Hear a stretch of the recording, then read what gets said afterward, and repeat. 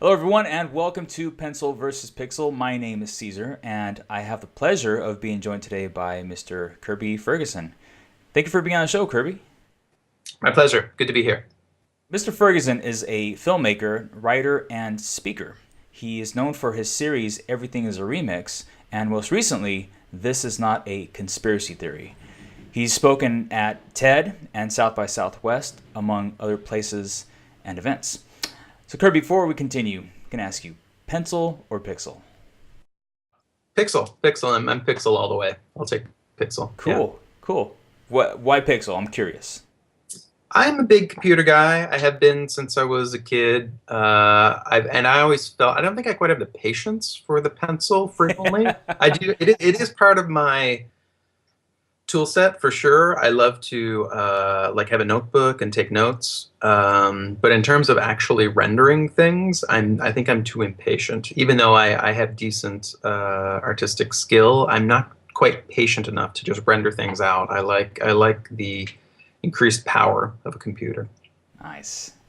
It's that computing power that's just right there, right away. Yeah, yeah. If I want to, I'd rather jump into Photoshop or something like that, and have be able to make things happen quickly rather than having to render things out like so carefully and so tediously with pencil and paper.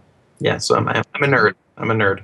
No, I love it. This is awesome. This is awesome. So, Kirby, I've given a little background about what you do, but let's get to know you better. What's your story? My story. I'm from Canada originally. I'm from a small town on the East Coast. I'm a small town person. I became a graphic designer when I was in university. I got involved. I was an English major, and I got involved with the student press.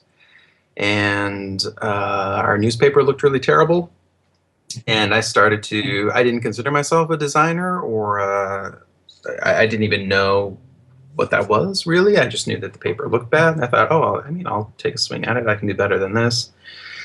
So that was my introduction to graphic design, just laying out a newspaper.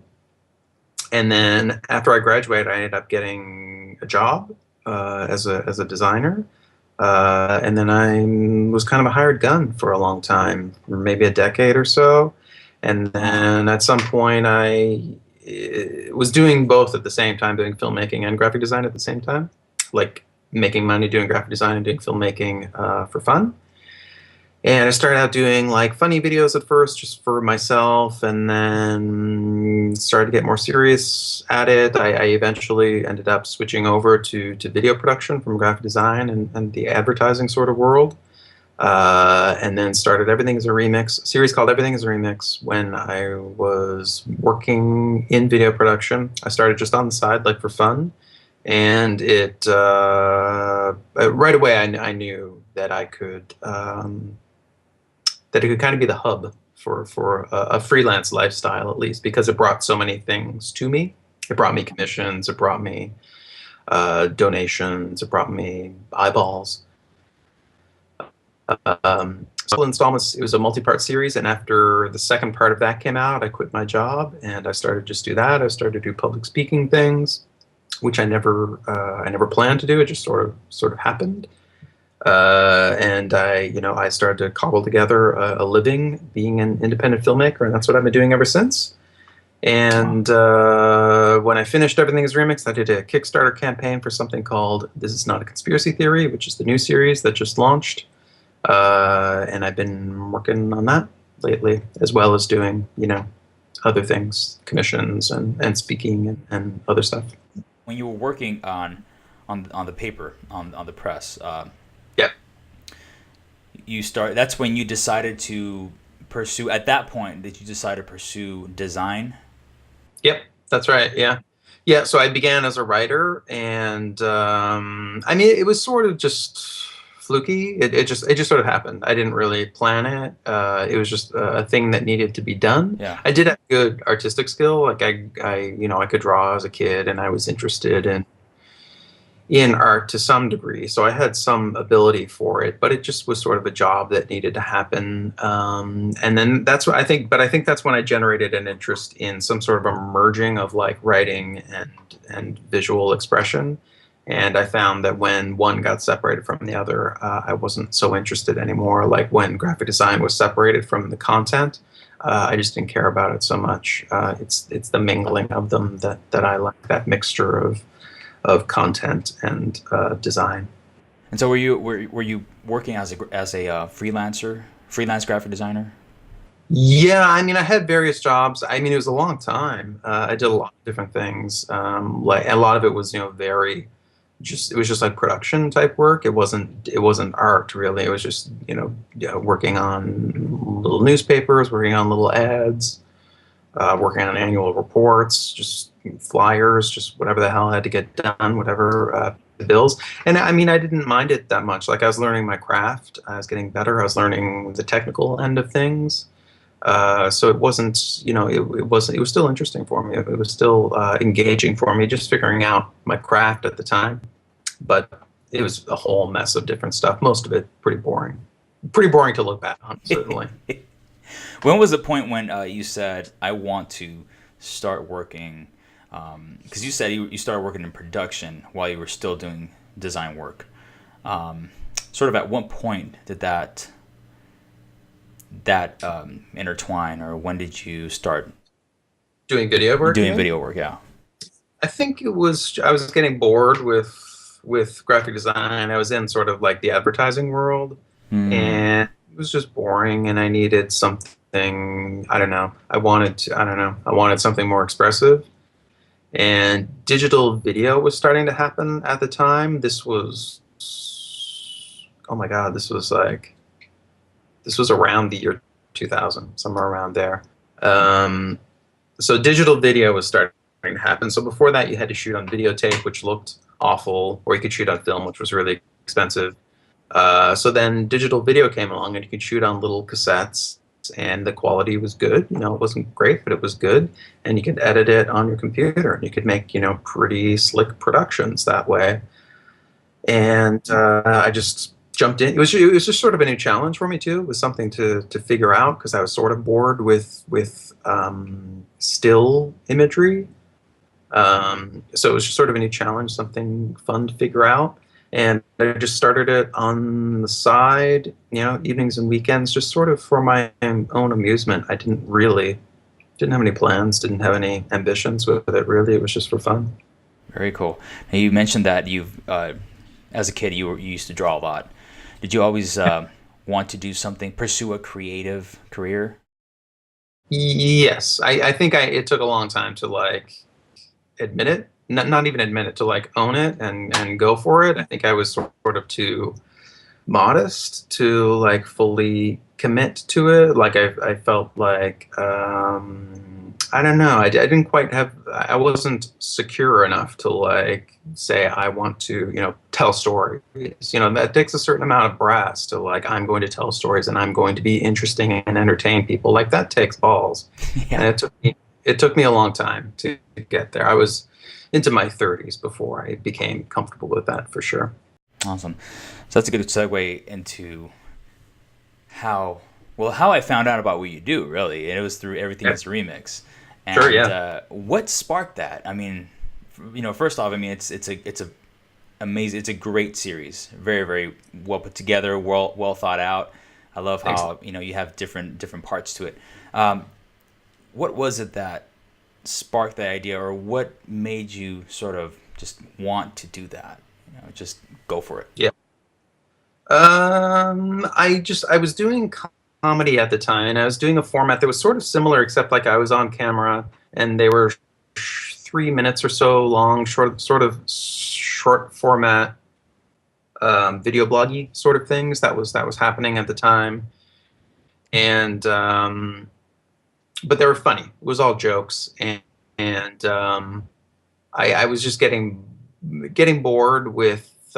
I wanted to tell stories. I wanted to have a point for sure. I wanted to put arguments forward. I didn't just want to be cracking gags nonstop.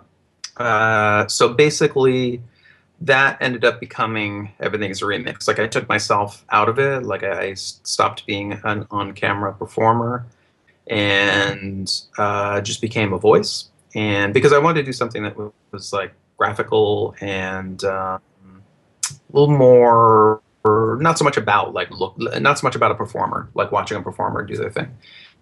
So that became Everything is a Remix. But where it came from, it's hard to say at this point. Like it was a while ago, and it just sort of bubbled up over time. Like I think it was disassociated things. It was separate things that ended up becoming one thing. Like I think at one point I thought, hey, it'd be cool to do something about just George Lucas's influences, like because they're so recognizable when you see these Right. things together. Like it'd be interesting to sort of like break that down and show where these things came from. And then I thought, it'd be cool to do it with Tarantino as well because he's sort of a similar sort of thing. And then Zeppelin and the Mac, I think, may have came up on their own. And then like the thesis sort of emerged from having these set pieces. Like the original plan was probably I'll just do little segments about each of those things. Like I'll do little 2 or 3 minute videos just about where these guys took some of their shots and such. And then somehow I realized that I could weave them together into a series, and it was a series because it was shorter. It was a way to do. It was a less intimidating way to do something longer. Like I was used to doing short form. These were still longer than what I normally did, but by breaking them up, it made it a more manageable task for me. So there wasn't a point when you said, you know what? You kind of had that moment where you were thinking, everything's everything's the same in its own. I mean, it's different, but it comes from the same idea. I don't know. I mean, that must have been. I don't have a memory of a specific moment like that, but it must have happened. Like it must have been going on. It must have happened enough that I looked into it, but I don't remember anymore. Like it happened over a long time. Like something that I realized when I was working on this new series is that developing the premise for Everything is Remix, it probably went on a long time. Like I really have no recollection of how long it was, but it probably was a while because I remember talking about a friend with it about the idea when it was really vague. And I think that was like at least a year before I actually put anything out. So it was kind of hanging around for a long time. It was bubbling along for quite a while. I'm sure there were moments like that, but I don't remember specific ones. There was no aha moment. That's Okay. for sure. Where do you draw your inspiration from? Books. From I'm a big books. reader. Yeah, yeah. I'm Awesome. a big reader, and I mostly just read a lot and pull remix stories out of that, basically. Awesome. Is this both fiction and nonfiction? Mostly nonfiction. Yeah. You started with everything in remix. Now you have this other project you're working on. This is not a conspiracy theory. Yeah. Where do you see yourself and your work going from here in a couple of years, like here in 5 years? I don't know. I mean, it's possible. I see the further I get into the new one, I see the ways that it is like Everything is a Remix. Like the approach of Everything is a Remix, they'll sort of be woven into the new thing. Probably it probably will be there. Like it will be part of the storytelling technique. Probably. So it's possible it's just sort of a bigger version of Everything is a Remix. Like it's just a bigger premise. It's sort of exploring the same themes, but in a much larger way.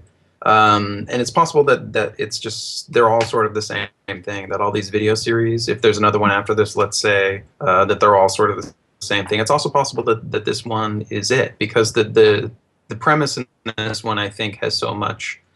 It's so endless. Like there's no limit to how far I could go with it.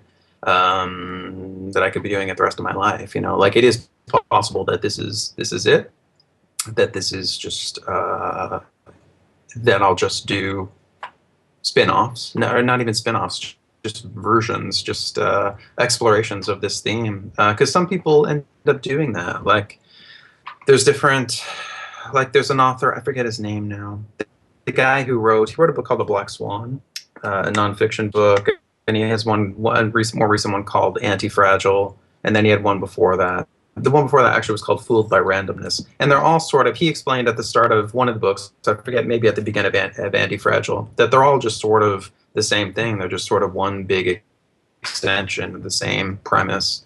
And it's possible I fall into that camp because the further I get into this new thing, the more I see ways that is like everything is a remix. So it's possible that if there's a project after this, it's just sort of an extension. It's going further with the same stuff. I do like the thought of doing something smaller after this one. That's for sure, because this one has taken it. There's so much research in this one. Yeah. I do like the idea of doing something streamlined after this. If I do something that is not an extension of these ideas.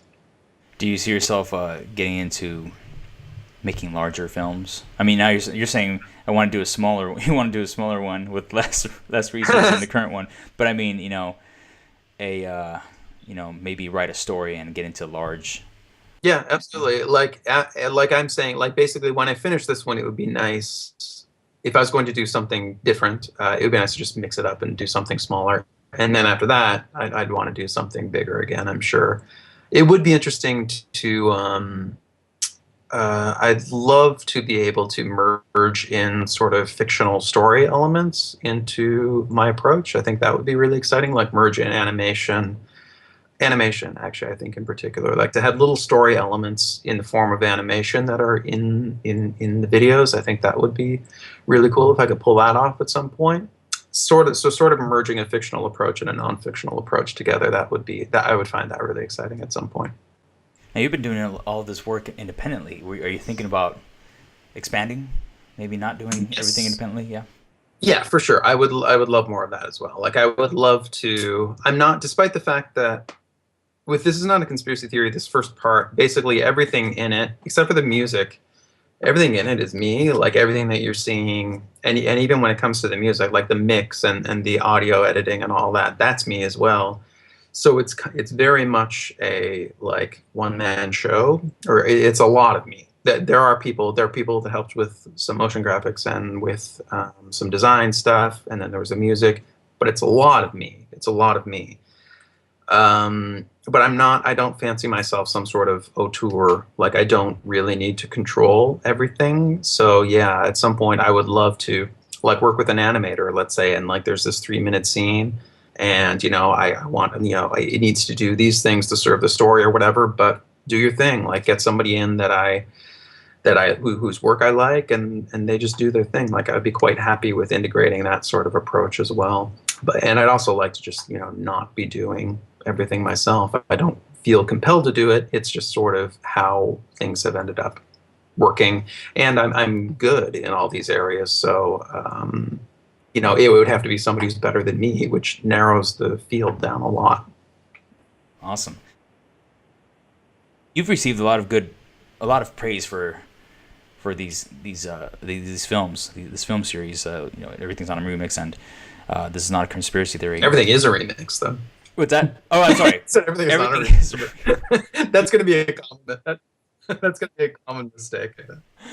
Well, you know what I mean. No. I do. How has it been? How has that shifted your career after you release these short films? There's a period afterwards where there's a fair amount of talking, there's a fair amount of speaking that I can do once they're over. It's nice to have like a full. This one in particular is going to be. It's a movie when it's done. Like once all the installments are done, it turns into a movie, as opposed to Remix, which was just a web series. Yeah. So this one, they're going to get merged together, and it's going to be a movie. So it's going to sort of be a different thing once it's done, and I'll be able to sell it and get it broadcast and all that sort of stuff. So they'll be like traveling around and doing talks and doing publicity things and stuff like that. And it's just having something that's done is gives you a level of credibility that being in the midst of doing something does not. So it's sort of a period. There's a bit of like a honeymoon period afterwards where you're that guy who did that thing for a little bit. You're that guy who did that thing, and everybody's interested, and then slowly that goes away, and you have to have something new. Man, how long does it last, though? Can't be that short. You know what? I don't think a day goes by where I don't hear something about it. Actually, it's just that it's not you're not going to do a lot of public speaking and stuff like that. Like, it's not going to stay a something that is making you income or something like that. But it definitely it continues to get watched. I hear about it all the time. Like literally, there's not a day goes by where I don't get a tweet or something like that of somebody, like saying something nice about it or whatever. Like, it has a very long. It hasn't stopped since it came out. Did you come across any challenges during the production of these films? Any hurdles that you had to jump? Anything that you had to go through in order to get these things finished? Yeah, I mean the new one, I have felt that more than with Everything Is Remix. Everything Is Remix, half the time I had a job, and then for the next two parts, it was well underway at that point. Like, I had done a lot of research. I knew where it was going. I had a lot of momentum at that point. So it all took longer than I would have expected. And for stuff on the net, it was definitely, the gaps were considered quite large. But basically, it was pretty smooth sailing, and nothing rattled me during that one. This one, I did a Kickstarter campaign right after Remix came out, and then developing the premise. I had to develop the premise for the new thing after that. So I launched when I hadn't really begun the next. I sort of had some sort of notion about what it was going to be, but it was very early. So basically, I put myself out there on Kickstarter. So then people are backing the project, and I don't have anything. So and then you have to go through that process of developing something, and you've sort of got people watching you while you're doing it. Like when's the next update? What's going on? And Holding you accountable throughout the process. yeah, and that was not the way that I would do it if I was to do it again. I would develop the premise first and then do the Kickstarter. I wouldn't have kickstarted from zero, like when I don't really have anything, just because you don't want to, like, they're backing you. You don't want to feel bad about people waiting too long, or letting people down or whatever. Like, you don't want the added pressure of having Kickstarter backers when you're just trying to come up with the idea. You want to be able to fail a lot. You want to be able to wander around and try lots of different things and experiment. So that was the challenge with This Is Not a Conspiracy Theory. It's way, way, way late. Like, I didn't launch the first installment until about the time that I thought it would be done. Like, when I did the Kickstarter campaign, I thought the whole thing would be done and over by the time I launched the first installment. So it's way, way late. And most people are fine with that. They don't care at all. And the rest are like, just like, great, like, take as long, just make it good. They're very supportive. But then there's a few people that don't like it. And, they have, you have to hear from them occasionally. So it created sort of a tense experience. It added some tension to that initial development period, where I think you want to be off the map, I think, when you're in that phase of, like, figuring out what something is. So it worked out fine. Like, most people either don't care or they're supportive. But if I had to do it again, I would develop the idea first, actually make something, like have a little piece of it to show or something, Yeah. And then put it out there when it's in, like, much more of a solid, tangible form. So that was the challenge with this new one. It just took a very long time, and it created additional pressure because I had launched a Kickstarter campaign and had people kind of waiting and eager to see the thing. What happened to the people that weren't so happy with it? I've only given one refund thus far. I do have a standing offer for, like, it's taken way longer than I thought. So anybody who's unhappy, just talk to me, and I'll be happy to refund people. I think that's fair. But most people just want to see it. They'll sort of complain a bit. What they really want is they want the films out. But there's nothing I can do about that. Like, I'm going and doing everything I can to get them done. It's just it's late. But it will get done, and I believe it will be good when it does get done. One thing I've noticed with your films is that you speak to the audience, you speak to the viewer, either before or after the film. How much has that helped in, I guess, pushing your projects? I don't know. I mean, it wasn't any sort of plan when I first did it. The idea at first was just, I'll just throw this in. When I did the first Everything is Remix, I just thought, I knew it had some value. Like I knew it was at a higher level than most web video was, and I had put a fair amount of effort into it. And I thought it had some value, and it was sort of a unique thing. So at the end of it, I just this was just a simple way to accomplish what I wanted to do. I just wanted to say, hey, if you want to, throw in a donation, it helps. It buys me time to do this, and it's great help. So, and I did it to camera because I thought that's better than like putting text in or something. Like it's better to like say it like look you in the eye and just say it. So that was why I did it. And then after that, it became, I don't know, it became sort of like a hallmark thing. Like people expected it. I'd hear from people that like, they like that moment. They like when I would come on and talk to them. And, it was like a little ritual that they grew comfortable in and grew to expect. So I think it helps. I mean, it was never, again, I didn't really plan it to be anything, but I think it helps with giving the films a face, literally and figuratively, like rather than just being these disembodied video things, like, oh, here's the guy, like this is the guy that does the thing. And when I buy a t-shirt or when I donate some money or when I buy the next series, like that's the guy. Like it's not some company or whatever. It's not somebody who like it's very graspable, like, oh, it's this guy that's kind of like me and he makes these videos. So it helps to give me a brand, really. I hate that. I sort of hate that term, but to give a personality to the content, to make it about something more than just the films. No, absolutely, I agree, and I think it's very effective. I mean, that's one of those things that not many people do, and unfortunately, it's filmmakers are shy people for the most part. Yeah, most filmmakers are shy people. Yeah, like directors and writers and off-camera people are pretty shy usually. Yeah, they don't really want to be. They don't really want to be out there. That's why they have actors. There you go. Was it something difficult to do when you first thought of doing it? Was it something where you're like, I don't know if I should do this, but maybe it's going to be a good thing?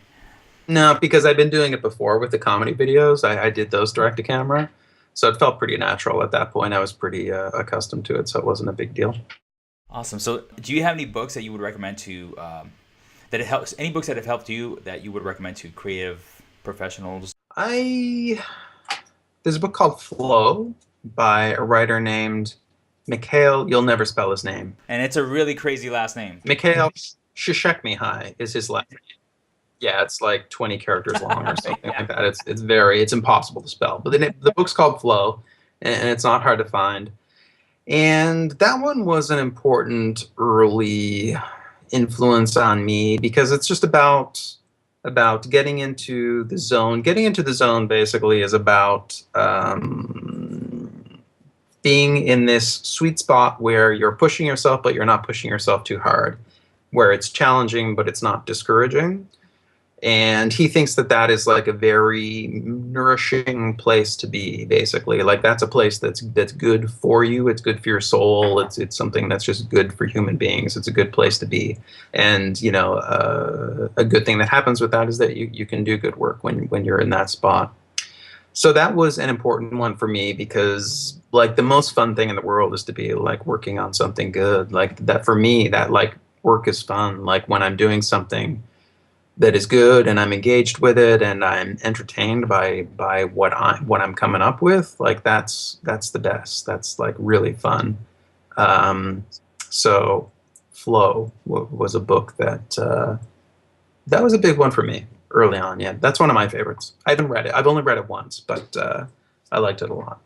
Yeah, I've been interested in reading that book, and that's definitely one of my list. And yeah, you should check it out. So everyone, you'll be able to find a link to that book, to Book Flow, on pencilversuspixel.com/Kirby Ferguson. And everything that we talked about here today too. Kirby, before we wrap it up, I want to ask you, do you have one last piece of advice for the creative? I like to generalize it because it's kind of difficult to say, Sure. artists and whatever. But do you have one last piece of advice? Yeah. What would that be? I think the journey for me has been about being, it sounds slightly corny, but being like true to yourself, like following your own interests and being you. So not like, I think, something that bothered me about doing, basically I started out in graphic design, just hired gun, like just pay me money and I'll do things. That ultimately, like, that was not sustainable after a while. I couldn't keep doing that. Then I started doing comedy, which was about, I'm going to make you laugh, I'm going to entertain you, but I'm not doing it because I genuinely feel a need to do it. There was a sort of insecurity that fueled it. Like, I can't just say things that I think are interesting. There has to be some sort of shtick to it. I have to hide a little bit. So it was, but so it was through having the guts to like do what I'm actually interested in doing, which isn't really something that a lot of people do. There aren't many people that do the format of thing that I'm not aware of anybody that does the format of thing that I do. So just following your own sort of idiosyncratic, peculiar interests, just keep following those and see where they go. Like, don't do something because you think it's going to be popular or successful or whatever. Try to do things that you would like to see done, I think is the best way to go. And that's not always going to work probably, but try again, follow your gut, follow your heart. And, if it doesn't work out, then you try something else. And I think it's going to take a long time. It's going to take a long ass time. I spent like 20 years doing stuff that I didn't particularly like until basically until I did Everything is a Remix. And I was like, oh, like this is pretty good. Wow, look at that. And I spent, almost a couple decades before that doing stuff where like, oh, like that part of it's good. And like not quite knowing why things weren't coming out. Yeah. So I think, make stuff that you want to see made, follow your bliss, as who says that? Joseph Campbell. Joseph Campbell says, follow your bliss. Joseph Campbell, yeah. Follow your bliss. Follow your interests. Don't follow what other people are doing. Don't do like what some other guy is doing. Don't do what he's doing because he's doing it. The ship has sailed. The ship has sailed. Right. It's over. We don't need another guy that's doing what that other guy is doing. So follow your interests and they'll lead you someplace that's unique, I think. Man, that's just amazing advice. Thank you so much, Kirby. Where can we find you online, in person? I'm just kidding there. In person? Where can we find you online? Online, you can find me at thisisnotaconspiracytheory.com. That's the main place to go. Awesome, and we can find you through there. We could get to you via Twitter and media stuff and whatnot. Yeah, you can follow me on Twitter. I have a couple handles. I'm Remix Everything from Everything is Remix, and I'm Not Conspiracy for This Is Not a Conspiracy Theory. Yeah. Kirby, thank you so much for taking the time on being on the show, and thank you everyone for being here with us, and we'll see you next week. Thanks. Thanks, Caesar.